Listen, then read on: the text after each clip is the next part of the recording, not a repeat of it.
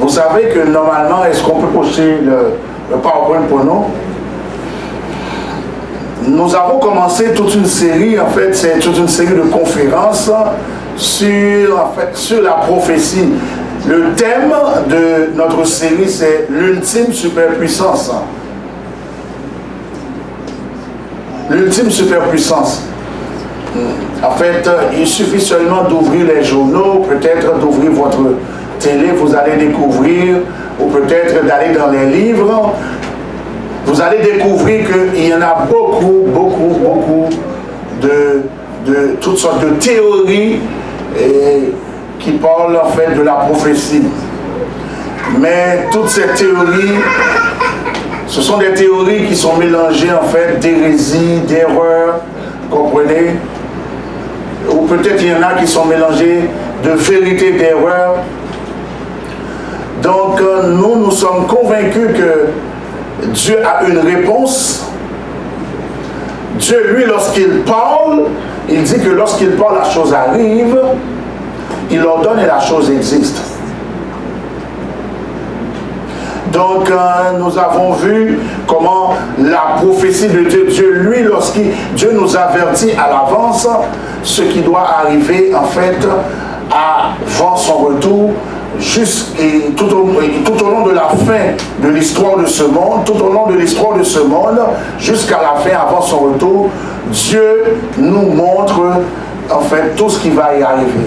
Et nous allons découvrir à partir de demain soir. Ce soir, nous allons entrer dans le livre de l'Apocalypse.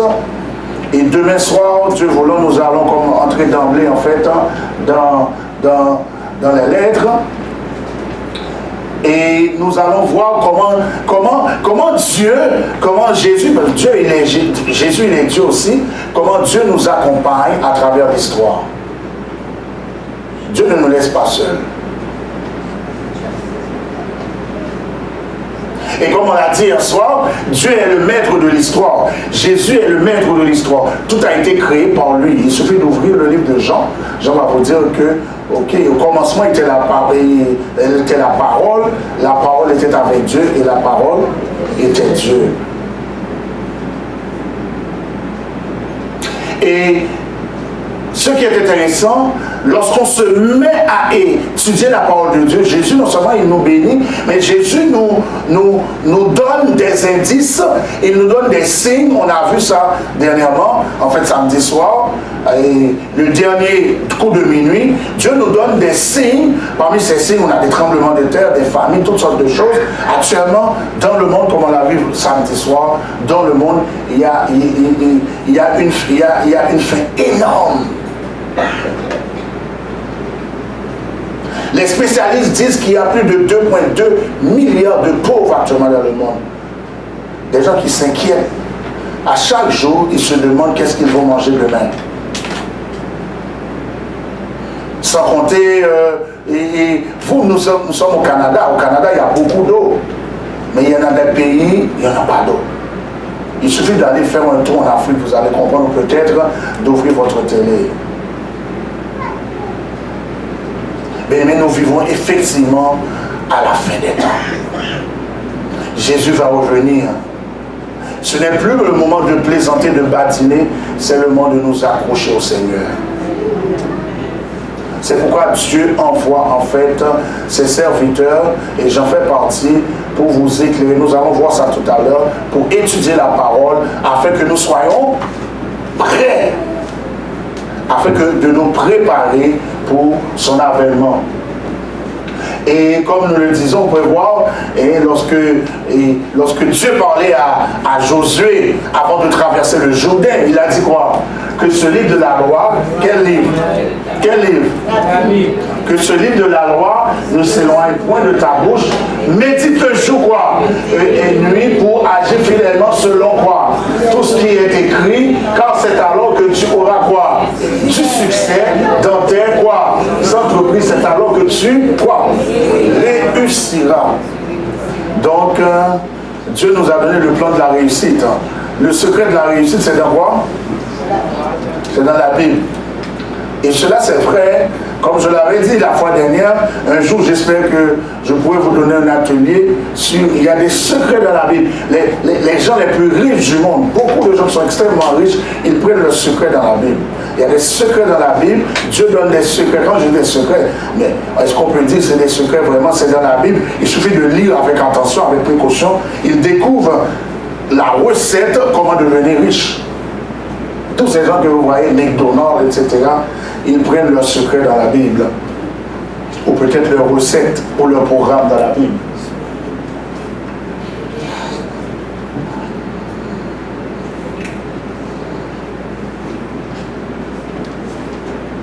Et j'ai mis un autre texte pour vous, Ecclésiaste 11, verset 9. Réjouis-toi, est-ce que vous pouvez lire, vous voyez bien? Jeune homme, dans ta jeunesse, et que ton cœur te rende heureux au jour de ton adolescence, et marche dans les voies de ton cœur et selon les regards de tes yeux. Mais sache quoi?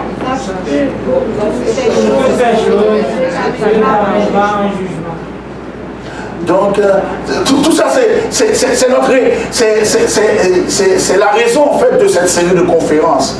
C'est pour nous avertir du jugement de l'Éternel. Dieu va juger ce monde. Et c'est vrai, Dieu va juger ce monde. Tout ce que Dieu nous dit ici, là, réjouis-toi. Fais ce que tu veux. Mais sache que Dieu t'appellera, Dieu t'amènera en jugement. Ce jugement est bel et bien réel. Comme au temps de Noé, Jésus l'a dit, les gens ne s'en doutèrent de rien. Parce que, pourquoi? Ils pensaient que c'était une blague. Et le jugement de Dieu, comme au temps de Noé, va arriver à coup sûr, bien-aimés dans le Seigneur. Et vous faites bien d'y prêter attention aux paroles du Seigneur, d'être là tous les soirs, d'amener les visiteurs pour écouter la parole de Dieu. Et nous sommes contents, nos chers visiteurs aussi, qui vont amener d'autres amis pour venir écouter la parole du Seigneur. Et on avait vu dernièrement la statue de Nebuchadnezzar, tête d'or, poitrine et bras d'argent, ventre et cuisse d'airain, la tête d'or qui représentait l'empire babylonien de 605. Ils ont mis 606, mais c'est 605 à 739. Et poitrine et bras d'argent, empire médo-persan, de l'an 539 à 331, ventre et cuisse d'airain, empire grec, 331 à 168, les jambes de fer qui représentaient quel royaume? L'empire romain, c'est les 4 derniers empires qu'on a vus. Après ces 4 empires, il n'y aura plus d'empire dans le monde. Et le 5e empire, et ensuite, pieds de fer et d'argile qui représentent les 10 nations. De l'an 476 à nos jours. On a vu la petite pierre qui s'est détachée et qui a frappé la statue. Cette petite pierre est devenue une montagne. Et cette petite pierre représente qui? Jésus-Christ, qui va établir son royaume bientôt. On avait vu, en fait, les 10 autres, vous voyez, pieds et fer d'argile, pieds, les 10 orteils de nos pieds qui représentent ces 10 nations, peut-être les 10 nations qui représentent ces 10 orteils, de l'an 476 à nos jours, ce sont qui? En fait, les Saxons, la nation anglaise, les Francs, la nation française aujourd'hui, les Allemands, ensuite les Espagnols, les Portugais, les Lombards qui donnent les Italiens, les Bourgondes qui sont aujourd'hui la nation suisse, et après les autres ne sont plus les Éoules, les Vandales et les Ostrogoths. Je fais une petite révision parce que il y en a qui m'ont dit dernièrement, est-ce que je peux revoir un petit peu l'Apocalypse et la statue de Nebuchadnezzar. Peut-être je le reviendrai un petit peu encore et dans les semaines à venir. Nous avons vu hier soir quoi? Hier soir, nous avons vu quel sujet? En fait, la tromperie du spiritisme. Et pour vous expliquer ça, on a commencé à voir comment Dieu a créé le monde. Genèse 2, verset 7, il a dit, l'Éternel forma l'homme de la poussière de la terre, il souffla dans ses narines un souffle de vie, et l'homme devint un être vivant. Il y a 3 parties, en fait, que Paul nous a dit. Notre corps est composé de 3 parties, l'esprit, l'âme et le corps. Le corps, on a vu hier soir que notre corps, lorsqu'on a fait comparaison, les scientifiques découvrent effectivement, la science vient donner raison à la parole de Dieu. Et on a vu effectivement corps, corps plus esprit, ça va donner une âme vivante. Et lorsque Dieu décide d'enlever son esprit, il reste quoi? Il reste un corps sans vie.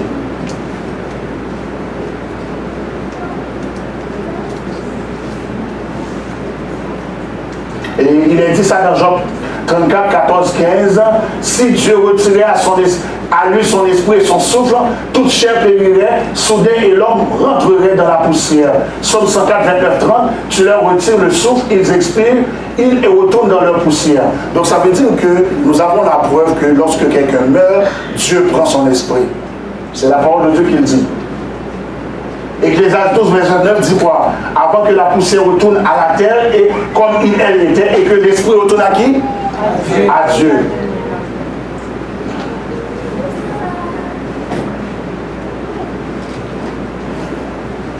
Donc, vous voyez, il suffit, regardez, et donc, comme on l'a vu hier soir, on a étudié en fait, on a étudié ensemble la tromperie du spiritisme, on a vu en fait dans Ecclésiaste, les morts ne savent rien.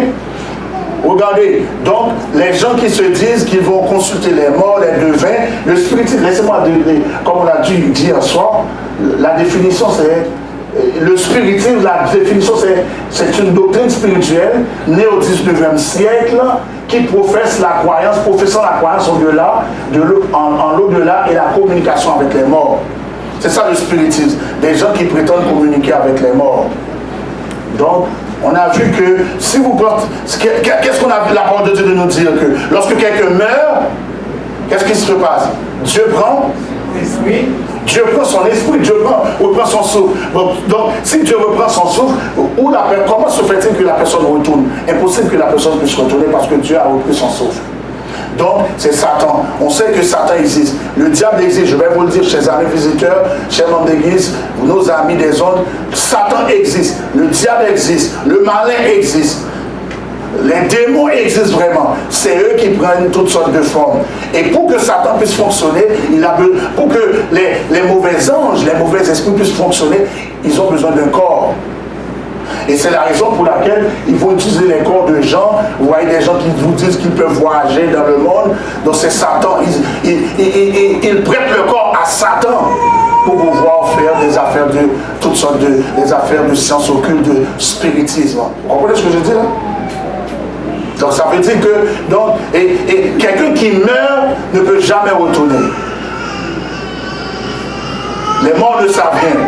Donc les démons eux-mêmes, ils utilisent les corps des êtres humains. Grâce soit rendu à Dieu, nous autres, notre corps, c'est... Qu'est-ce que Paul dit? Si je vis, ce n'est plus moi qui vis, mais c'est Christ qui vit en moi. Donc nous autres, notre corps, c'est pour le Seigneur. Mais les gens qui mettent Dieu de côté, ils utilisent le corps, ils prêtent le corps à Satan, au mauvais esprit. C'est pourquoi on vous dit ça. On vous dit c'est bien et bien réel. Effectivement, vous pouvez voir quelqu'un qui est mort. Effectivement, vous pouvez voir, la personne peut paraître. On l'a vu dans Samuel 28. Donc c'est Satan qui prend la forme de cette personne. Des fois, on vous dit que on m'a raconté l'histoire, quelqu'un effectivement qui voulait aller quelque part, et puis une autre personne lui a dit, je peux t'amener. Et en une fraction de seconde, la personne s'est retrouvée dans un autre pays. Si effectivement ça s'est réalisé, oui, on m'a dit c'est une histoire vraie. C'était un médecin, je peux vous donner les détails, c'est un médecin qui voulait aller quelque part, le médecin a raté. Il a raté normalement son vol, et puis quelqu'un lui a dit, je veux t'amener. La personne lui a dit de fermer ses yeux, le médecin a fermé ses yeux, il s'est vu dans un autre endroit, un autre pays. Donc ces choses c'est quoi? C'est des gens qui prêtent le corps, parce que les esprits n'ont pas de corps. Ils prêtent le corps à Satan, ils prêtent le corps au mauvais esprit, et le mauvais esprit peut faire ce qu'il veut. Et nous autres, notre corps c'est pour le Seigneur, car l'apôtre Paul a dit, si je vis, ce n'est plus moi qui vis, c'est Christ qui vit en moi. Donc, on ne va pas tarder là-dessus, nous avons un très beau sujet.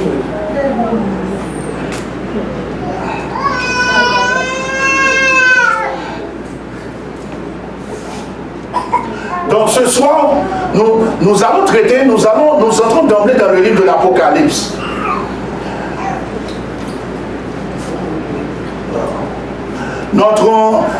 Le soir, où le titre de notre entretien, c'est Jésus, le point central de l'Apocalypse.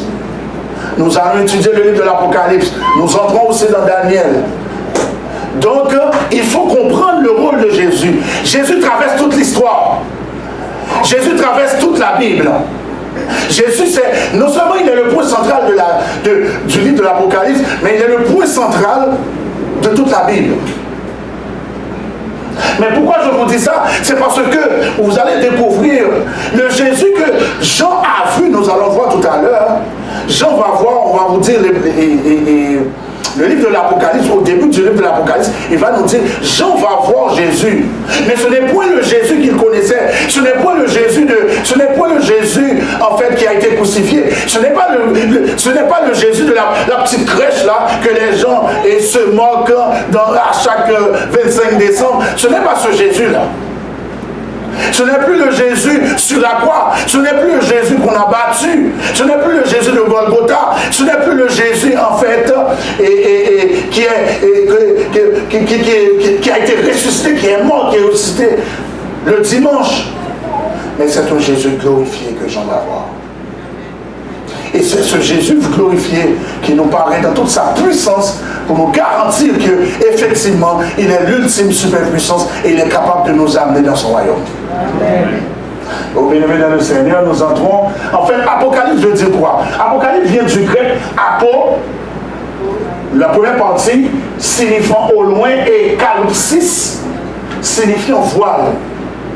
Indique le fait d'enlever le voile, de révéler. Vous savez, lorsque vous allez dans un spectacle, quoi, il y a un voile. Lorsque vous allez dans un spectacle, il y a un voile. Et qu'est-ce qui se passe? Est-ce que vous voyez les acteurs? Et pour que vous puissiez voir les acteurs, qu'est-ce qu'on fait? On tire les rideaux et vous pouvez voir les acteurs. Mais c'est ça, c'est ce qui se passe avec le livre de l'Apocalypse. Jésus est venu, Jésus est descendu, Jésus a tiré les rideaux. Et lorsqu'il a enlevé les rideaux, vous pouvez voir quoi?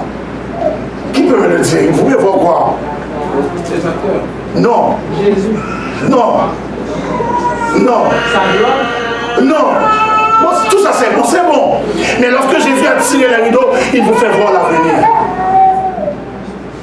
C'est ce qui se passe. Vous et moi, nous ne pouvons pas voir l'avenir. Mais il y a une seule personne qui peut nous aider à voir l'avenir, son nom c'est Jésus de Nazareth. Les médiums ne peuvent pas vous aider à voir l'avenir. Les enchanteurs, les voyants, etc. Les magiciens ne peuvent pas vous aider à voir l'avenir. Une seule personne peut vous permettre de voir l'avenir, son nom c'est Jésus de Nazareth. Sans plus tarder, regardez la structure de l'Apocalypse. Je suis obligé de vous expliquer un petit peu. La structure de l'Apocalypse, on dit que c'est une structure avec chassé croisé au centre. Qu'est-ce que ça veut dire? Regardez, au début il y a un prologue. Il y a le prologue. Après le prologue, il y a ce qu'on appelle l'épilogue. Il y a le prologue et l'épilogue. Chapitre 1 à 3, on trouve quoi? Conseil aux églises dispersées et en guerre. Et ensuite vous allez voir, regardez, le prologue correspond à l'épilogue.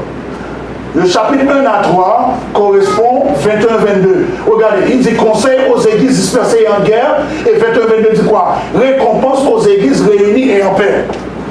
Au début du livre, les chrétiens, les persécutés, nous sommes en guerre. Et à la fin du livre, ici, nous sommes quoi? En paix. C'est intéressant. 4 à 7, Jésus-Christ réconforte son peuple affligé. Vous suivez? 19-20, Jésus-Christ intronise son peuple ressuscité. 8 à 11, jugement sévère annoncé sur le monde. 15-16, jugement sévère déversé sur le monde. Et ensuite, le point central, nous allons voir bientôt, c'est le point central de l'Apocalypse, ou tout au moins la vision centrale de l'Apocalypse. Nous allons voir, regardez, chapitre 12-14, tribulation de la femme pure et de ses enfants, et 17-18, chute de la femme impure et de ses filles.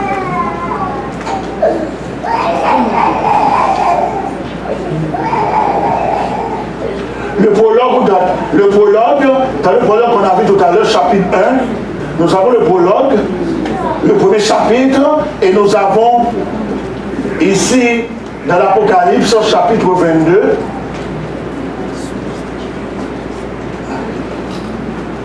Et ici, nous avons un épilogue. Dieu envoie un ange, révélation des choses devant arriver bientôt. Tout ça, c'est au début du livre de l'Apocalypse. Le temps est proche, 1 à 3. Voici, il vient. Dieu envoie un ange. Et dans l'épilogue, nous sommes au chapitre 22, il dit Dieu envoie un ange, 22, 16. Ensuite, révélation des choses devant arriver. Et ici, 22, 6. Révélation des choses devant arriver bientôt. Le temps est proche. Apocalypse 1.3, le temps est proche. 22.10. Voici, il vient 1.7. Voici, je viens. Ok, 22.12. Jésus est le premier et le dernier dans 1.17. Jésus est le premier et le dernier, 22.13. L'alpha et l'oméga dans 1.8, Apocalypse 1.8. Et d'Apocalypse 22.13, il est l'alpha et l'oméga aussi.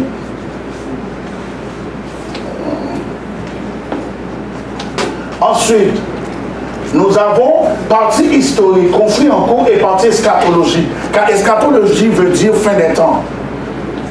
Ou peut-être conflit, partie eschatologique. Jésus conseille ses églises dispersées et en guerre. Et ici, Jésus récompense ces églises réunies et en paix. Jésus est les chandeliers, Jésus est le flambeau ici. Arbre de vie dans 2.7, arbre de vie dans 22.2. Dans Apocalypse 3, verset 8, on parle de Jésus. Il y a une porte qui est ouverte. Et 21-25, les portes ne sont jamais fermées. Jésus est le trône de Dieu, 3.21. Et Apocalypse 22.1, trône de Dieu et agneau. Dans Apocalypse 3, verset 12, on nous parle de Nouvelle Jérusalem descendue du ciel. Et Apocalypse 21.10, Nouvelle Jérusalem, effectivement, est descendue du ciel. Dans Apocalypse 3.11, Jésus dit, je viens bientôt. Et 22.7, il dit, je viens bientôt. On appelle ça une structure en miroir. Peuple affligé. On parle de peuple affligé, réconforté. Et ici, le peuple sera ressuscité, intronisé. Dans Apocalypse 4, verset 1er, on nous parle d'une porte ouverte au ciel. Et 19.11, le ciel est ouvert. Et 6.22, et Apocalypse 6, 2 à 8, cavalier au cheval blanc, suivi de cavaliers sur chevaux de couleur. Apocalypse 19, 11 à 16, cavalier sur cheval blanc, suivi de cavalier aux cheveux blancs. Apocalypse 6, 9, 10, âme des martyrs sous autel réclamant jugement. Et ensuite 24 à 6, âme des martyrs ressuscités, nommés. Je suis en train de vous donner la structure de l'Apocalypse. C'est comme quelqu'un qui rentre, je sais que ça peut paraître un petit peu boring, comme on dit en anglais. C'est comme quelqu'un qui va étudier les sciences infirmières ou la médecine. Au début, lorsque vous entrez, vous allez étudier les sciences de la santé. On va vous faire la structure anatomique du corps humain. C'est ça, hein? Vous étudiez la structure. La structure, c'est la photo du corps. Regardez le os, où ils sont placés, etc. Après, vous allez étudier la physiologie, comment tout ça fonctionne. C'est comme si actuellement, là, je vous montre la structure de l'Apocalypse. C'est l'anatomie de l'Apocalypse. Et après, nous allons voir la physiologie de l'Apocalypse. Ça veut dire comment l'Apocalypse fonctionne. La physiologie, c'est le fonctionnement entre des membres entre eux. C'est ça. Vous comprenez? C'est comme en santé, en médecine. C'est boring aussi de faire l'anatomie ou de faire toutes ces choses-là. C'est boring. Donc c'est ça. Mais permettez-moi de vous dire, la parole de Dieu n'est jamais boring. Ensuite, âme des martyrs sautait, on l'a dit tout à l'heure, robe blanche, 6, 11, 7, 9, 7, 11, 7, 9 à 14. Et ensuite, dans 19, 14, on parle de robe blanche. Rois veulent mourir, et ensuite, qui disent, c'est des rois. Nous allons étudier ça plus tard dans nos séries. Des rois qui veulent mourir, et ensuite, les rois de la terre seront effectivement tués. Ok? C'est toutes des choses qui se passent avant l'arrivée de Jésus. Et ensuite, la partie historique toujours, conflit en cours, partie eschatologique, jugement sévère annoncé sur le monde, 7 trompettes, et ensuite jugement sévère déversé sur le monde, 7 coupes. Il y a 7 trompettes qu'on nous parle avant Apocalypse 12. Et ensuite, après Apocalypse 12, on va parler de 7 coupes, on va nous parler des plaies qui vont tomber sur la terre avant le retour de Jésus. Mais le Seigneur, c'est réel ce que je vous dis là. On a vu des signes, et il y a des choses beaucoup plus sévères qui vont arriver vraiment. Il faut comprendre ces choses. C'est pourquoi je ne veux pas passer rapidement sur ces choses. C'est important. Et ensuite, la terre. On va parler de la terre, 8.7, 16.2, la terre, la mer, ok. Et verset 16.3 nous parle d'une mer aussi. La mer représente le peuple, vous comprenez, peuple, nation. On va le voir un peu plus. Si vous voulez prendre une photo, source d'eau, on va nous parler de source d'eau 8, 10, 12, 10, 11. Et on se parle de source d'eau 6, 16, 4, soleil, lune, étoile, et 16, 8, 9, nous parle soleil, obscurité, fleuve, frappe, voix forte. N'est-ce pas merveilleux, hein? Le livre de l'Apocalypse, c'est merveilleux, hein? Ensuite, on va nous parler d'une femme. Vous connaissez cette femme, hein? Partie historique, conflit en cours, partie scatologique. Hein? Nous sommes 12 à 14 et 17 à 18. Épreuve de la femme pure. La femme de l'Apocalypse représente qui? Représente quoi? L'Église. La femme pure représente l'Église et la femme impure représente l'Église qui s'est prostituée. Ok? Nous allons voir tout ça. Et nous allons voir à travers l'histoire. Soyez des nôtres si vous battez tous les soirs. Nos amis visiteurs, soyez des nôtres. Nous allons voir à travers l'histoire, nous allons voir comment l'Église s'est prostituée. Mais nous allons découvrir que Dieu a suscité un reste. Il y a toujours un reste. C'est-à-dire que l'Église qu'on avait au début, l'Église apostolique qu'on avait au début, ça, après un certain moment, l'Église s'est corrompue dans le temps. Et Dieu a suscité l'Église du reste.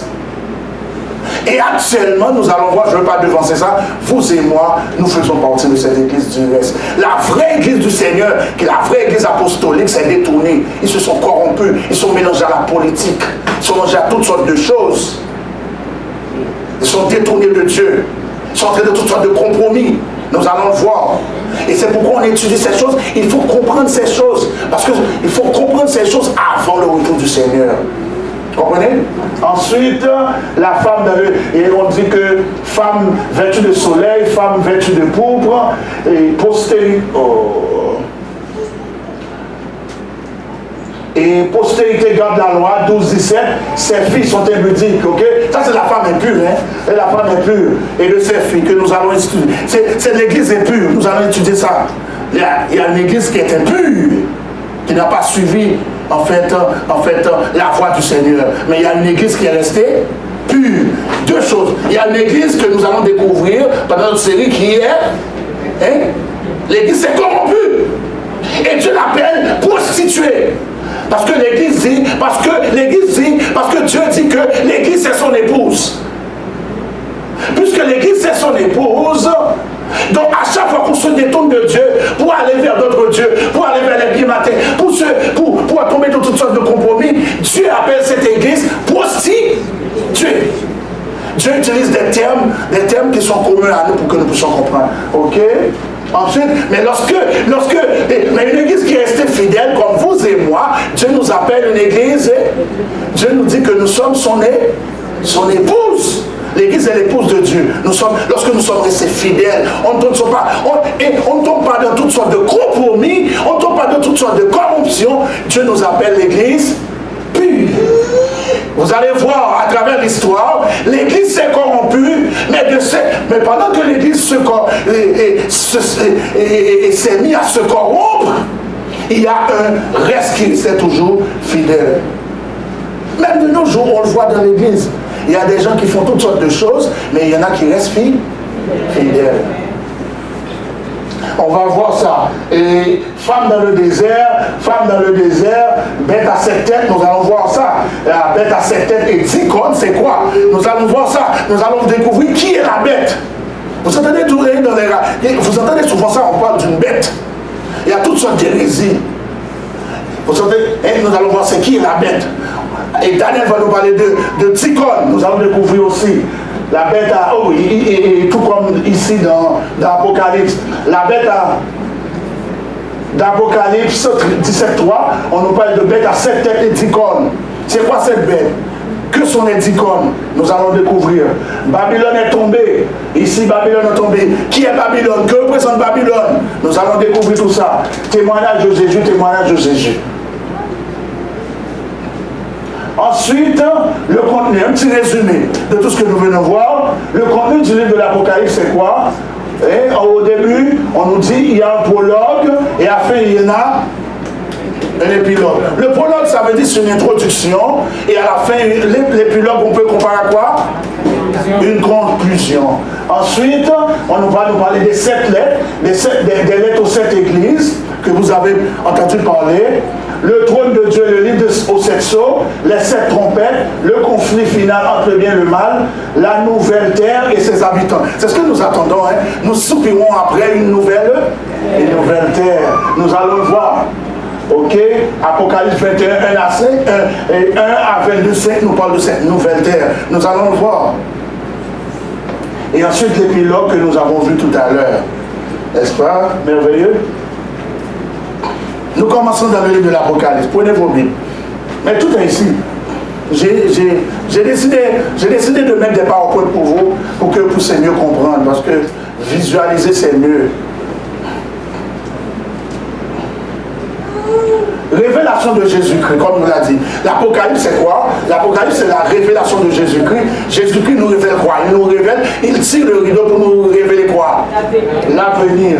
Révélation de Jésus-Christ, 1 à 3, que Dieu lui a donné pour, est-ce que vous pouvez lire avec moi? Pour montrer à ses serviteurs les choses qui doivent quoi? Est-ce que c'est ma parole? L'Apocalypse veut dire quoi? Révélation de l'avenir. Lorsqu'on tire le rideau, ça nous permet de voir quoi? L'avenir. Qui est capable de nous faire voir l'avenir? Les devins? Qui est capable de nous faire voir l'avenir? Les enchanteurs? Les magiciens? Non, Jésus. Et qui l'a fait connaître par l'envoi de son nom à son serviteur Jean. Ok, qu'est-ce qu'il nous dit? Il nous a dit ici que Dieu révèle, Dieu prend la révélation, Dieu donne la révélation à qui? À Jésus. Jésus va donner la révélation à qui? Non, à son ange. Il faut le regarder bien. L'ange va le donner à qui? À Jean, bravo. Et Jean va le donner à qui? Aux églises. Aux serviteurs, ils disent, ah, il connaît ça. Il va donner effectivement, c'est les églises, c'est serviteurs. On va dire tout à l'heure. Lequel a attesté? Attesté, ça veut dire témoin, la parole de Jésus. J'ai mis des textes pour vous, pour si vous voulez aller faire des recherches de Dieu et le témoignage de Jésus, tout ce qu'il a vu. Heureux celui qui lit et ceux qui entendent les paroles de la prophétie et qui gardent les choses qui sont écrites, car le temps est proche. Mesdames, le Seigneur, quel temps qui est proche? Oui, le temps de la fin, mais surtout on nous dit que actuellement le retour de Jésus est très imminent. C'est sérieux, bien aimé. Aujourd'hui, je ne veux pas aller vite parce que c'est très sérieux. Le livre de l'Apocalypse, permettez-moi de vous dire, il y a un seul peuple qui comprend plus de toutes les églises du monde. Il y a un seul peuple qui comprend mieux la prophétie, c'est les adventistes du 7e jour. Ce que je vous dis, c'est très sérieux. Ce soir, je rentre dans du sérieux là.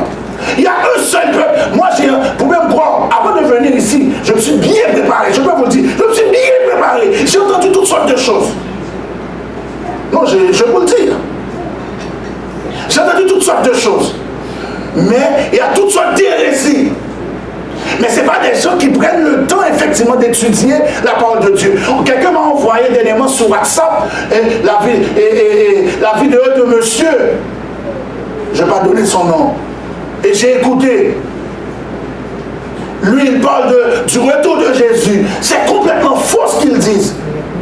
Ils interprètent ça mal. Ils disent que nous, je ne veux pas devancer ce message. Ce message, c'est pour bientôt. Je vais parler du retour de Jésus. Ce soir, je ne suis pas venu parler du retour de Jésus.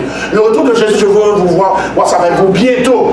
Il parle du retour de Jésus et il prend le texte qui dit que de 2 personnes qui seront dans un champ, l'un sera pris et l'autre sera laissé. Et comment ils disent ça? Ils disent que Dieu va donner une chance. C'est comme ça beaucoup interprètent le retour de Jésus. Ils disent que Dieu va donner une chance.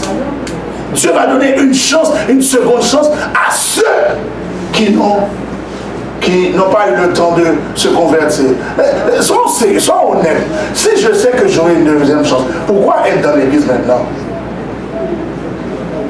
Et lorsqu'on va parler du retour de Jésus, moi je vais venir, c'est pas moi, c'est la Bible qui va parler. La Bible s'interprète elle-même. Je vais venir avec beaucoup de textes pour vous. Des gens, ils prennent un petit bout de texte et puis ils font une prédication avec ça et ils entraînent beaucoup de gens dans leur hérésie.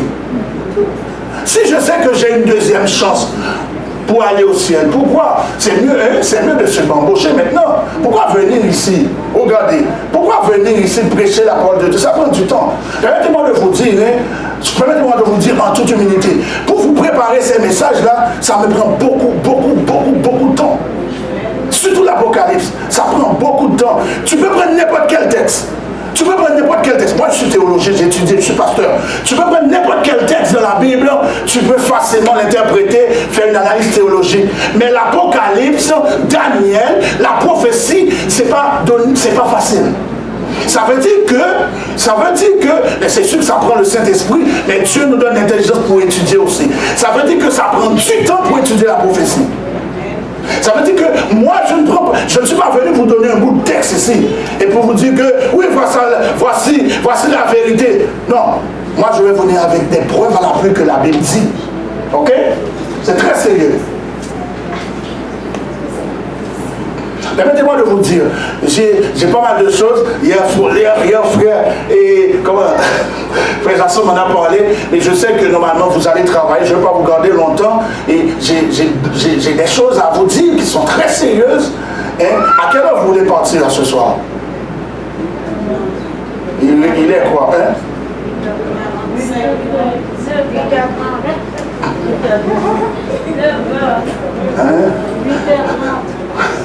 J'ai entendu plusieurs. Ok, je vais m'arranger pour que ça soit pas long, mais nous avons des choses sérieuses. On fait l'étude de l'Apocalypse. Ok? Parce que normalement, si je vais très vite, vous allez sortir, vous n'allez rien retenir.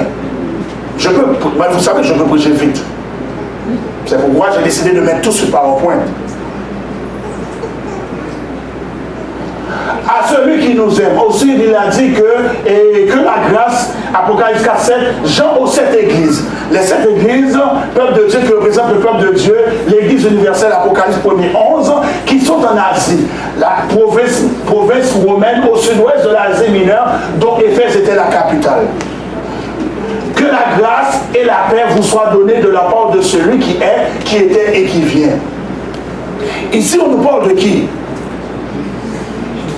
Jean nous dit, Jean est en train de nous révéler. C'est pourquoi on l'a vu au début, on dit que le livre de l'Apocalypse c'est quoi? Le livre de l'Apocalypse c'est la révélation de Jésus-Christ. Tout au long du livre de l'Apocalypse, tout au long de l'histoire, tout au long ces 22 chapitres, l'Apocalypse est composé de 22 chapitres. Tout au long de ces 22 chapitres, nous allons voir comment Jésus est le point central. On nous présente le Jésus glorifié qui accompagne son peuple jusqu'à son retour. C'est très sérieux. Même si vous oubliez tout ce que je vais vous dire pendant toute la campagne, rappelez-vous ceci. Tout au long du livre de l'Apocalypse, Jean nous présente, le livre de l'Apocalypse nous présente un Jésus glorifié qui est l'ultime superpuissance, qui va établir son royaume bientôt. Et ce Jésus-là, pour nous aider, tous ceux qui veulent aller au ciel avec lui, il nous accompagne.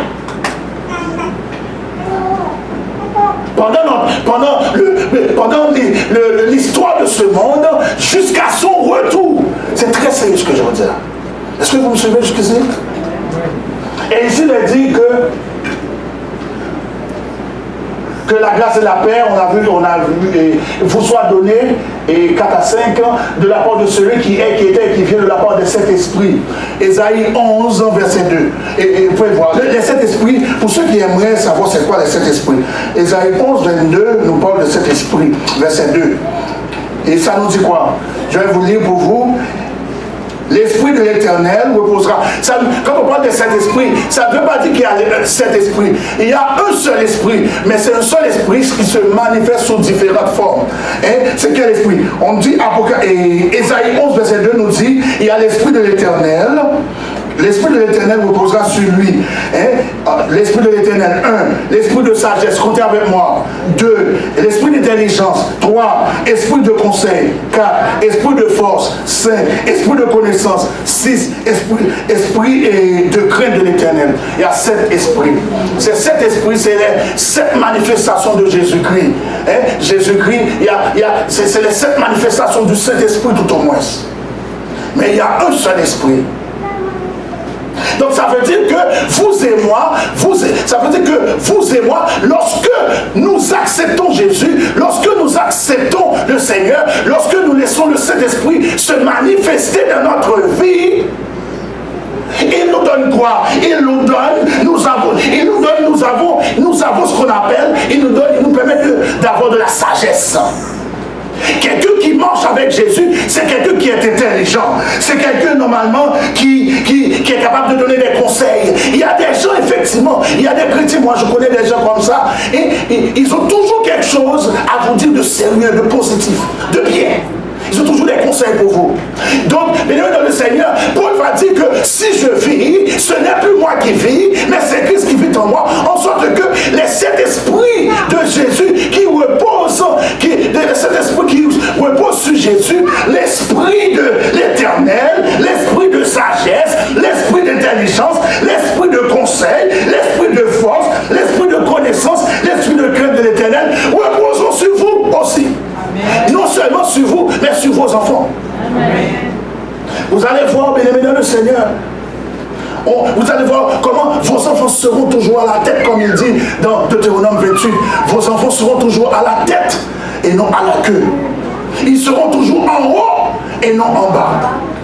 Deutéronome 28, allez lire. Donc c'est très pertinent ici, ok. Qui sont devenus son trône de la part de Jésus-Christ, témoin fidèle. Le témoin fidèle, ça c'est en fait des titres de Jésus-Christ. Il est le témoin fidèle.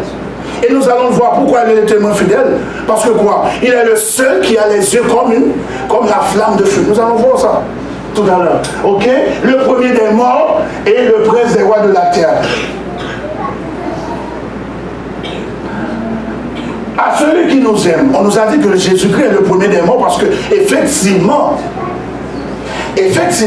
Jésus-Christ, il est mort. Il s'est fait pécher, ça c'est extraordinaire. Laissez-moi m'arrêter une seconde. Jésus-Christ est mort parce que nous étions devenus des ennemis de Dieu. Et pour nous réconcilier avec lui, parce que permettez-moi, ça c'est très important. Vous savez que le péché est très sale. Le péché est impur. Le péché est quoi, je dis? Le péché est quoi? Est impur. Et il y a une seule chose qui peut nettoyer le péché. C'est quoi? Non. Oui, c'est quoi? C'est le sang. Non, ne dis pas encore Jésus. Il y a une seule chose qui peut nettoyer, il y a une seule chose qui peut purifier le péché, c'est le sang. En sorte que, puisque c'est le sang, c'est ça, hein, le péché est sale, le péché est corrompu, le péché sent mauvais, le péché dégage une odeur nauséabonde. Il y a une seule chose qui peut purifier le sang, qui peut purifier le péché, c'est le sang. Et c'est pourquoi Jésus, normalement, il a fait chercher Abraham, mais il ne pouvait pas. Il a fait chercher Abraham, il ne pouvait pas, parce que Abraham, normalement, Abraham c'est un menteur. Il pouvait faire chercher Isaac c'est un menteur aussi. Il pouvait faire chercher David c'est un coureur de jupons. Et ça prend du sang pour purifier le péché. Jésus dit, qui peut m'aider à purifier le péché? Il a fait chercher tous ces gens. Il traverse dans le Nouveau Testament. Ils disent peut-être que je vais trouver quelqu'un. Il a fait chercher Paul. Paul, c'est un persécuteur.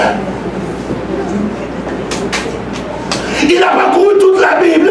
Il a fait chercher Jérémie. Il trouve que Jérémie c'est un lâche. Il a fait chercher tout ce qu'ils ont fait, que Jésus a fait chercher. Dieu a fait chercher tous ces gens-là. Il a parcouru tout l'Ancien Testament. Mesdames et le Seigneur, Jésus, l'Éternel, le Dieu, a parcouru tout l'Ancien Testament pour purifier le péché. Il cherchait du sang pour purifier le péché. Il ne l'a pas trouvé. Il dit que laissez-moi traverser dans le Nouveau Testament. Il a cherché dans le Nouveau Testament qui peut l'aider à purifier le péché. Il n'a pas pu le trouver. Et finalement, il y a eu quelqu'un. Son nom c'est Jésus. Il a dit, mon fils, tu n'as pas le droit, tu n'as pas le choix. Il n'y a que toi qui peux purifier le péché. Et c'est pourquoi que Jésus est venu, il a donné son sang. Et qu'est-ce qui s'est passé? Et pour prouver que le péché est tellement impur, le péché est tellement puissant, le péché est tellement mauvais, il a fallu que Jésus devienne péché. Écoutez ce que je dis là, c'est un petit peu profond. On va descendre dans la profondeur.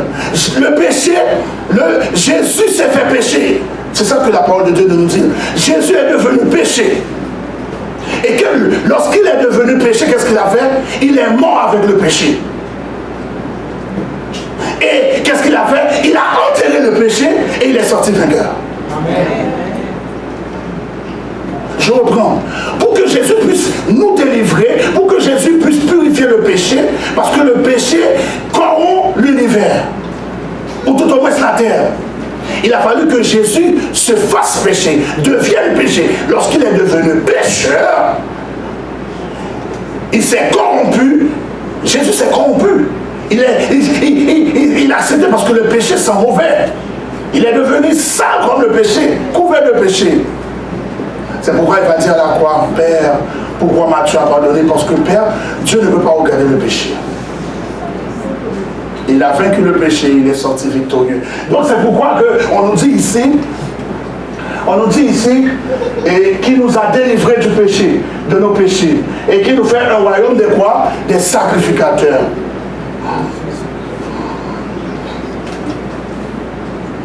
Le sacrificateur, normalement, c'est des prêtres. Il y avait un sanctuaire, nous allons voir tout à l'heure. Tout à l'heure, on va retourner là-dessus. C'était quoi un sacrificateur? Dans l'Ancien Temps, dans l'Ancien Testament, il y avait un sanctuaire. Il y avait en fait des prêtres et des sacrificateurs, normalement, qui officiaient et qui faisaient le travail du Seigneur. Voici, il vient avec les nuées coordonnées, Matthieu 25, 31, et tout œil le verra, même ceux qui l'ont percé. Regardez, lorsque je vais parler du retour de Jésus, je vais retourner là-dessus. On a dit même ceux qui l'ont percé. Donc ça veut dire que au moment du retour de Jésus, il va y avoir des gens qui étaient vivants, ou peut-être des gens qui sont morts, qui vont se ressusciter pour aller voir Jésus, ceux qui seront vivants, et ensuite, les gens qui seront morts, ça veut dire les gens qui n'ont pas accepté Jésus dans leur vie, ils vont rester sous la tombe. Mais Dieu va permettre à un seul petit groupe de se réveiller pour le voir et de mourir tout de suite. C'est ceux qui l'ont percé. Ça veut dire, je vais reprendre. Au retour de Jésus, il n'y a que les méchants qui seront morts qui vont ressusciter. Personne d'autre. Mais un petit groupe qu'on appelle ceux qui ont persécuté Jésus, c'est seulement eux qui seront ressuscités pour voir Jésus. Mais la gloire de Jésus sera tellement forte parce qu'à cause du péché, ils vont mourir tout de suite. Mais les pécheurs, c'est après 1000 ans. Donc ce groupe de personnes qui ont accepté Jésus, ils vont monter au ciel et après les 1000 ans, les autres méchants vont se réveiller pour le jugement final. Ça, on va le voir au fur et à mesure. Je ne vais pas vous bouiller, Ok. Et il est tribu de la terre sur la montre, ça veut dire chaos. Je suis l'alpha, l'oméga, Dieu le Seigneur. Donc comme je vous le dis, normalement, nous sommes au début du livre de l'Apocalypse, nous sommes dans le prologue, dans l'introduction, nous sommes dans ce qu'on appelle, il y a une vision inaugurale.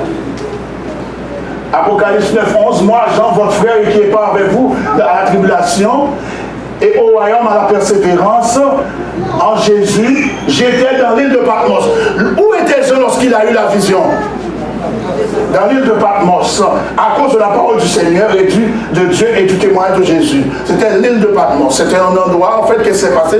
Jean a été exilé sur une île qu'on appelle l'île de Patmos à cause de la persécution. Parce que les premiers chrétiens que nous allons voir, et dans le futur, les premiers chrétiens, on les persécutait. Cette persécution, ça a commencé depuis la montée de Jésus. Et cette persécution, ça va continuer. On va voir, ça va continuer en l'an 100, en l'an 200, en l'an 300, on va avoir cette persécution. jusque 313.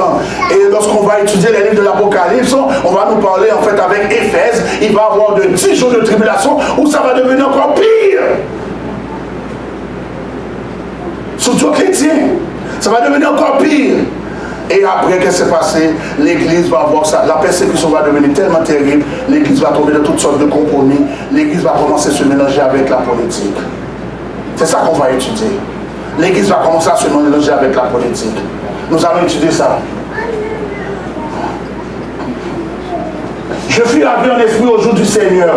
Au jour du Seigneur, beaucoup, nous allons voir ça lorsque nous allons parler, un sujet que nous allons traiter dans le futur. Je peux vous le dire maintenant. C'est un sujet que nous allons traiter dans le futur, c'est un sujet qu'on appelle sabbat. C'est quoi le jour du Seigneur? Beaucoup, ils se reposent parce que Jésus s'est réveillé le dimanche. Ils disent que le dimanche, c'est le jour du Seigneur. Mais nous allons voir dans le futur. Ok? Et jour du Seigneur, ici, on parle de parousie. Parousie. Et 1 Corinthiens 5, verset 5, et j'entends dire derrière moi une voix forte. C'est-à-dire que Jean est en vision, Jean entend une voix derrière lui, il ne voit rien. Et lorsqu'il entend une voix, la voix dit, ce que tu vois, écris-le dans un livre et envoie-le aux 7 églises, à Éphèse, à Smyrne, à Pergame, à Thyatire, à Sardes, à Philadelphie, à Laodicée. Apocalypse 1er 12, 13. Je me retournais pour connaître quelle était la voix qui me parlait. Ça veut dire que je suis en train de marcher, ou je suis en vision, ou admettons que je suis en train de marcher dehors, quelqu'un m'appelle, et qu'est-ce que je dois faire? Je me retourne pour voir c'est qui. Et lui, lorsqu'il se retourne, nous allons voir qu'est-ce qu'il va voir. Et je me retournais pour connaître quelle était la voix qui me parlait. Et après m'être retourné, je vis qu'est-ce qu'il a vu. Jean est en vision, il entend une voix, ensuite la voix lui parle, et lorsqu'il se tourne, qu'est-ce qu'il voit? Il voit 7 chandeliers d'or, et au milieu des 7 chandeliers d'or, il voit quelqu'un qui ressemblait à un fils d'homme. Dans Exode, les 7 chandeliers d'or, dans l'Ancien Testament, il y avait ce qu'on appelle le sanctuaire.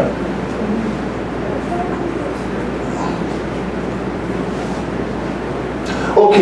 Dans Exode 25, verset 8, 9, il est dit, ils me feront un sanctuaire et j'habiterai au milieu d'eux, vous ferez le tabernacle et tous ces ustensiles d'après le modèle que je vais vous montrer. C'est-à-dire que dans l'ancien temps, le peuple d'Israël sortait de l'esclavage. Le peuple d'Israël, normalement, Dieu voulait apprivoiser le peuple, Dieu voulait lui donner le plan du salut. Le Dieu, qu'est-ce que Dieu a fait? Dieu lui a donné un sanctuaire pour lui expliquer le plan du salut.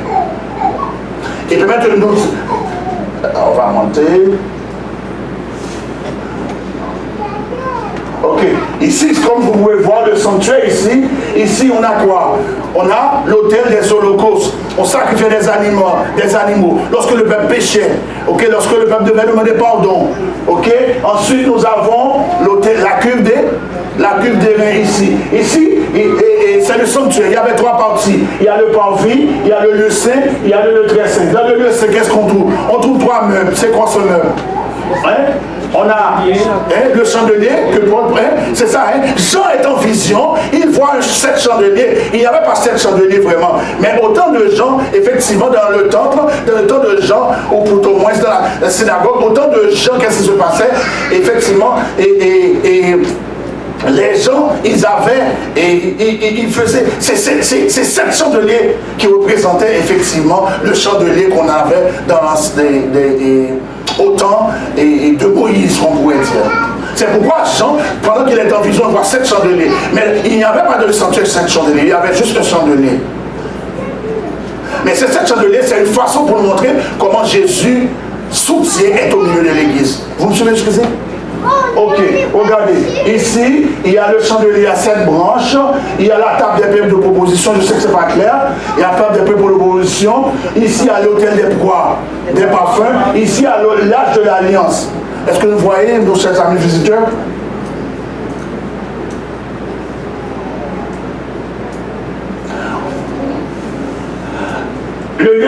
Dans le parvis, on a si on commence ici, tous les objets que je viens de vous mentionner, il y a les chérubins d'or, il y a le propitiatoire, il y a l'arche de l'alliance contenant la loi qui se trouve dans le lieu très saint. il y a l'autel des parfums qui se trouve dans le lieu saint. Il y a un chandelier à 7 branches qui se trouve où? Dans le lieu saint. Il y a la table des propositions qui se trouve dans où? Dans le lieu saint. Il y a la cuve des reins qui se trouve où? Dans le parvis. Bravo. Il y a l'autel des sacrifices qui se trouve où? Good job. Nos chers amis visiteurs, est-ce que vous nous suivez tous? Ok, nous sommes contents. Ensuite, on voit ces trois parties. Le sanctuaire représentait quoi? Le parvis représentait quoi? La justification, voilà. Jésus a accompli une œuvre de sacrifice nous donnant de la justification. Dans le lieu saint, Jésus a accompli une œuvre d'intercession et nous donnant la sanctification. Ça veut dire les trois phases. Le parvis, c'est quoi? C'est là. Le parvis, c'est la justification. Parce que Jésus nous justifie à travers son sang. Le lieu saint, c'est la phase. Il y a trois phases du sanctuaire. Première phase, justification. Deuxième phase, le lieu saint. Sanctification. Troisième phase, le lieu très saint. Glorification. Est-ce que nous sommes déjà glorifiés? Non, nous serons glorifiés dans le royaume lorsque Jésus sera. Mais pour le moment, nous pouvons être justifiés, le parvis. Nous pouvons être sanctifiés. Donc, Jésus, permettez-moi de vous dire quelque chose. Ça veut dire que, bien-aimés dans le Seigneur, Jésus, notre vie, bien avant de vous dire, permettez-moi, laissez-moi finir ça.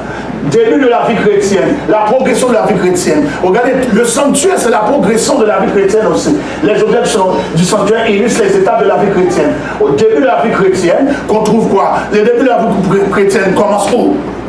Dans quelle phase du sanctuaire? Dans le parvis, good job. Et ensuite, nous avons repentance, confession. Jésus accepte le sacrifice, le parvis, le baptême où? Se trouve où? La cuve des reins. La cuve des reins représente le baptême. Parce que lorsque quelqu'un accepte Christ, il faut que cette personne se fasse baptiser. Donc ça, la cuve des reins, ça représente le baptême. Ensuite, nous avons quoi? Ensuite, Jésus est le pain de vie qui nous nourrit. C'est la table des pains de proposition.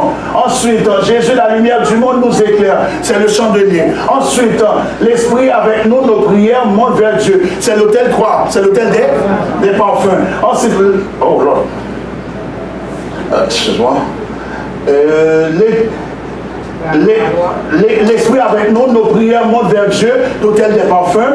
La loi indique la volonté de Dieu. C'est l'arche de l'alliance contenant la loi. L'arche de l'alliance se trouve où? La grâce de Dieu pardonne nos manquements à la loi. Ok. Ok. Quiz. Faut pas regarder. Où se trouve la table des pains de proposition? Les saints. Où se trouve la cuve des reins? L'arche de l'alliance? L'autel des holocaustes? L'autel des parfums? Good job. Le chandelier à 7 branches? Bien-aimés dans le Seigneur, permettez-moi de vous dire ceci. Notre vie, ça c'est très important. Écoutez bien. Pourquoi Dieu avait donné le sanctuaire à Moïse? Le sanctuaire, c'est bel et bien le plan du salut. Donc il y avait des animaux qu'on sacrifiait. Ces animaux étaient tous des types. C'était tous des types qui annonçaient la venue d'un antitype qu'on appelle Jésus. Un animal, effectivement, ne peut pas vous sauver. Le sang de l'animal ne peut pas vous sauver. Il n'y a qu'un seul sang qui peut vous sauver, c'est le sang de Jésus. Bon, soyons honnêtes. Les hommes ont tellement péché, il y a tellement de gens qui pêchent. Parce qu'un petit agneau, le sang d'un petit agneau pouvait effacer ces péchés-là. Ça prend le sang de Dieu. Ça prend le sang de Dieu lui-même. Donc, notre vie, écoutez ce que je dis là, c'est, ne vous laissez pas perturber. Notre vie circule, Dieu suit chacun de nos mouvements à travers le sanctuaire. Qu'est-ce que j'ai dit? Partout nous allons, actuellement, vous êtes ici, Dieu suit votre mouvement à travers le sanctuaire. Vous vous levez, vous dites que laissez-moi aller voir un ami, Jésus, Dieu, lui, il regarde à travers le sanctuaire. Parce que Dieu, il comprend tout à travers le sanctuaire. Vous décidez, vous dites que laissez-moi aller en Haïti, il suit ton mouvement à travers le sanctuaire. Laissez-moi aller dans une boîte de nuit, il suit ton mouvement à travers le sanctuaire. Je vais vous donner un exemple. Supposons que vous dites que vous allez voir un ami.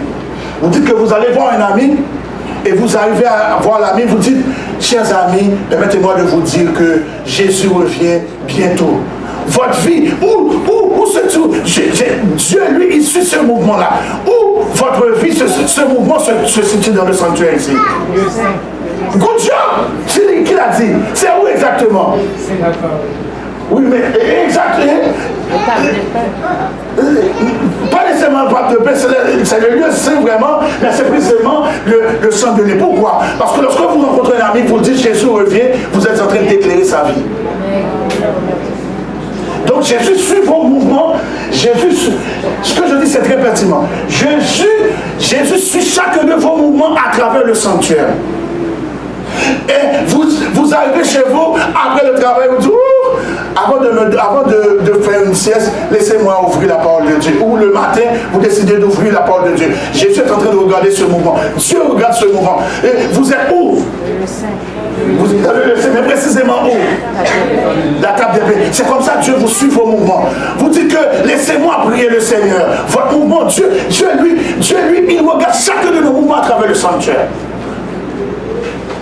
Donc, vous êtes en train de prier. C'est comment Dieu peut comprendre votre mouvement. Parce que nos vies circulent devant Dieu à travers le sanctuaire. C'est comme ça. Il regarde chacun de nos mouvements à travers le sanctuaire.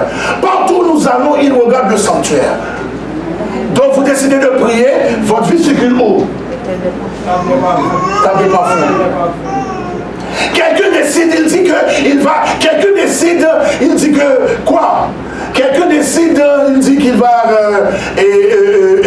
il va faire quoi? Et quelqu'un a commis quelque chose d'horrible. Il a commis quelque chose d'horrible. Et tout de suite, nous avons un exemple comme ça de la vie de David. Il a fait tuer, il a fait tuer la femme d'Uri. Et qu'est-ce qu'il a fait? Ah, sorry. Il a fait tuer Uri, Bathsheba. Qu'est-ce qu'il a fait? Il a pris Bathsheba pendant que, normalement, lui, il était en guerre. Et c'était horrible. Dieu a envoyé un prophète auprès de lui. Qu'est-ce qui s'est passé? Et lui, qu'est-ce qui s'est passé? C'était horrible. Et il a pris le sac et là, sa vie se trouve où exactement? Le pape, good job, qui l'a dit? Qui l'a dit? Précisément où? Où exactement? Holocauste. Et qu'est-ce qui s'est passé? Et Dieu arrive pour faire quoi? Et lorsque nous commettons des péchés, lorsque quelqu'un commet ce qui est mal, lorsque quelqu'un commet un meurtre, etc., fait ce qui est grave devant le Seigneur, Dieu arrive pour faire ça, pour exterminer la personne. Et Jésus arrive, et Jésus, rapidement, Jésus va amener le Seigneur à l'autel des holocaustes. Il dit non, j'ai été crucifié pour lui. Donne-lui la chance. Effectivement, notre vie circule devant Dieu aussi à travers l'autel, à travers l'âge de l'alliance, parce que, je vais voir ça avec vous peut-être dans le futur, parce que ici, il y a une goutte de sang qui est sur l'âge de l'alliance. Il y a du sang aussi sur le propitiatoire, la couverture. Et à l'intérieur, il y a la table, il y a les 10 commandements. Et vous savez qu'il y a des chérubins ici que vous ne pouvez pas voir très clair. Il y a 2 chérubins, c'est pas clair ici. Je vais venir avec une autre image. Il y a 2 chérubins ici. Les 2 chérubins regardent comme ça.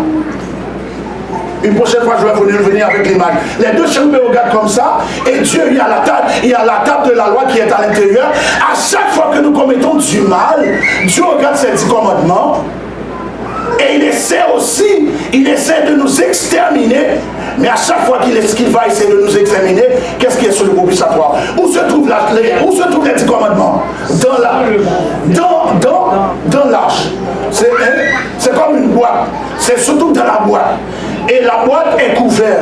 Sur la couverture de la boîte, de l'arche, il y a du sang. Et lorsque Dieu va pour nous juger selon les 10 commandements, qu'est-ce qu'il voit sur la table, sur le propitiatoire? Le sang de Jésus. C'est pourquoi, bien-aimés dans le Seigneur, permettez-moi de vous dire ça, lorsque Jésus arrive, lorsque Dieu arrive, lorsque quelqu'un ne peut pas se tenir, lorsque quelqu'un commet un crime, lorsque quelqu'un commet un meurtre, lorsque quelqu'un commet du viol, lorsque quelqu'un fait ce qui est mal, lorsque une jeune femme ne peut pas se retenir, et lorsque un jeune homme ne peut pas se contenir, un jeune homme qui possède plusieurs femmes, un homme marié qui possède plusieurs femmes, lorsque une jeune femme, normalement, qui est dans toutes les boîtes de nuit, lorsque en fait Dieu voit toutes ces choses, et lorsque Dieu voit toutes ces choses, il va pouvoir les exterminer. Même les chérubins n'arrivent pas à comprendre, ils n'arrivent pas à comprendre ça. Il dit que qu'est-ce qui se passe avec Dieu? Pourquoi il n'extermine pas ces gens? Mais lorsque Dieu voit, pour normalement exterminer ces gens, il voit le sang de Jésus.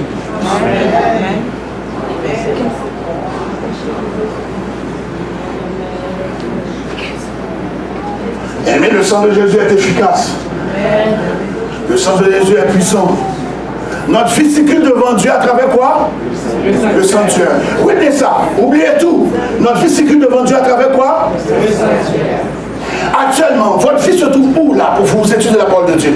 Votre fils se trouve où à ce soir? Où? Hein? La table des good job. Mais en même temps, moi-même qui suis en train, ma vie circule actuellement où? Good job, deux personnes m'ont dit, il faudrait avoir des cadeaux. Hein? Bravo. Pourquoi vous dites que ma vie se trouve actuellement dans le chandelier? Pourquoi? Wouh! Vous êtes bon, vous êtes bon. Vous êtes bon. Je vais venir prêcher, je vais retourner. J'avais dit que je n'allais pas retourner, mais je vais retourner. Non, c'est pas vrai, je vous aime. Donc, bien-aimés dans le Seigneur, c'est très important. C'est pourquoi l'étude du sanctuaire, c'est très important. Lorsque nous comprenons le sanctuaire, nous comprenons toute la prophétie. Lorsque nous comprenons tout le sanctuaire, nous comprenons tout le livre de Daniel. Lorsque nous comprenons, bientôt je vais voir avec vous, Daniel va parler 2300 soir et matin, parce que ce sanctuaire-là aussi, le peuple a tous les jours de l'année, le peuple péchait, mais il y a un jour dans l'année qu'on appelle le Yom Kippour, on purifiait le sanctuaire. C'était le jour du jugement. Et effectivement, à un certain moment, Dieu, lorsqu'il a quitté oh, j'ai une autre question pour vous. Lorsque Jésus était venu donner sa vie pour vous, Dieu regardait sa vie à travers quoi dans le sanctuaire? Sa vie était où? Lorsque Jésus était sur la terre, sa vie circulait où? Dans le parvis. Il était venu se donner pour nous. Ensuite, lorsqu'il est monté où ça? Dans le lieu saint. Et à un certain moment, Dieu a donné, Daniel a vu que Jésus est sorti du lieu saint pour entrer dans le lieu très saint. Et en quelle année ça s'est passé? Je ne vais pas devancer, mais je vais voir ça avec vous. Il a fait une vision qu'on appelle 2300 soirs et matin, qui a commencé en 457. Je vais venir avec ça avec vous. En 457 avant Jésus-Christ. Et ça s'est terminé, effectivement. Cette vision, Daniel a eu cette vision dans Apocalypse. Apocalypse et Daniel 7, 24, et Daniel 8 aussi. Et il y a eu une autre vision qu'on appelle 70 semaines. Les deux ont commencé à la même période. 457. Les 70 semaines sont terminées à la mort d'Étienne, et les 2360 matin ont terminé jusqu'en 1844. Et en 1844, nous allons retourner. 1844, on pensait, beaucoup se préparaient, on pensait que Jésus allait venir, mais ce n'est pas le retour de Jésus, c'est que Jésus était le jugement a commencé. Quand notre jugement a commencé dans le ciel, c'est sérieux ce que je vous dis, le jugement de l'humanité a commencé quand? Donc le jugement de tout le monde, le jugement a commencé en 1844. On appelle ça l'instruction du jugement. Lorsque vous allez en fait à la cour, il faut que le juge prenne instruction. Il doit savoir il doit comprendre la cause. Et notre cause est soumise devant Dieu en 1844. Donc, effectivement, comme je vous l'ai dit, le livre de l'Apocalypse parle de Jésus. Il va vous dire, je suis le premier, le dernier. Jésus va vous dire qu'il était mort. Hein? Il a les clés. On va vous dire, il a les clés de la mort. Il dit, ce jour des morts. En fait, les 7 étoiles. Et à la fin, l'Apocalypse va vous dire que Jésus constitue quoi? Les 7 étoiles. Les 7 étoiles représentent les 7 étoiles, regardez, les 7 étoiles, j'ai mis pour vous, représentent les 7 anges. Les 7 anges va voir, les 7 anges sont les pasteurs, les dirigeants, peut-être les messagers. Et les 7 chandeliers, ce sont les 7 églises. Ça veut dire que Jésus marche au milieu de son et en même temps, il marche dans nos. Parce qu'il dit, parce qu'il dit, si je vis, ce n'est plus moi qui vis, mais c'est Christ qui vit en moi. Bien-aimés dans le Seigneur, permettez-moi de vous dire que c'est quoi le sujet de ce soir. C'est quoi le sujet de ce soir?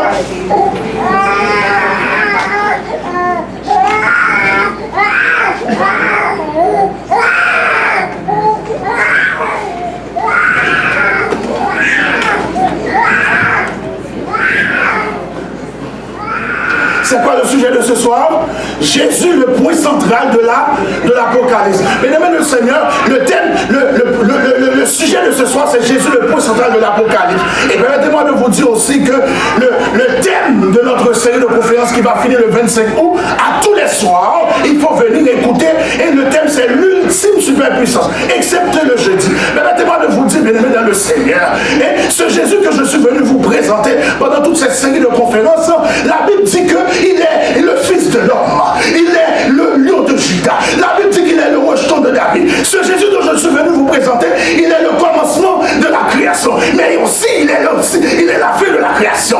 Le Jésus que je suis venu de vous présenter, l'ultime superpuissance, la Bible dit qu'il est l'alpha et l'oméga. Il est le premier et aussi il est le dernier. La Bible dit qu'il est le Fils de Dieu, il est aussi le Seigneur Dieu, il est aussi le Christ. La Bible dit qu'il est le loin, la Bible dit qu'il est l'omnipotent, car dit il sait tout, il est le tout-puissant, il est le saint, il est le véritable, il est l'amen, il est le celui qui nous aime. Le Jésus dont je suis venu vous présenter, il est celui qui vit éternellement, il est celui qui était mort et qui est revenu à la vie. Le Jésus dont je suis venu vous présenter, il est celui qui vient bientôt, il est celui qui est, il y a aussi celui qui était, il y a aussi celui qui vient. Le Jésus bien-aimé dans le Seigneur que je suis venu vous présenter pendant toute cette série de conférences, le Jésus dont par l'Apocalypse, il est l'étoile brillante du matin, il est celui qui entre dans son royaume, il est celui qui tient les clés de la mort et du séjour des morts. Il est bien-aimé dans le Seigneur, dit que de sa bouche sort une épée aiguë à 2 tranchants. Il est celui dont les yeux sont comme une flamme de feu. Ça veut dire que rien ne lui échappe. Votre maladie ne lui échappe pas. Vos problèmes ne lui échappent pas. Il est celui qui sonde les reins et les cœurs. Il est celui dont les jugements sont véritables et justes. Il est celui dont les témoins sont les livres célestes. Il est celui dont les commandements sont dans sa mesure. Le Jésus dont je suis venu vous présenter, pour lui, nos œuvres sont des preuves. Il est celui qui tient l'église dans sa main droite. Il est celui qui marche au milieu de l'église. Il est celui qui combat ensemble avec ses fidèles. Il est celui qui est le témoin de l'église. Il est celui qui vient avec les nues. Le Jésus dont je suis venu vous présenter, il est celui que tout œil verra. Il est celui dont la tête et les cheveux sont blancs comme la laine blanche et la neige. Il est celui dont les pieds sont semblables à de l'airain ardent. Il est celui dont la voix est comme le bruit des grandes eaux. Le Jésus dont je suis venu vous présenter ce soir, il est celui dont le visage est comme le soleil. Il est le prince des rois de la terre. La Bible nous dit qu'il est le Seigneur des seigneurs. Il est le roi des rois. Il est celui qui nous aime et qui fait de nous un royaume de sacrificateurs. Vous devez faire partie de ce royaume. Voulez-vous marcher avec ce Jésus-là?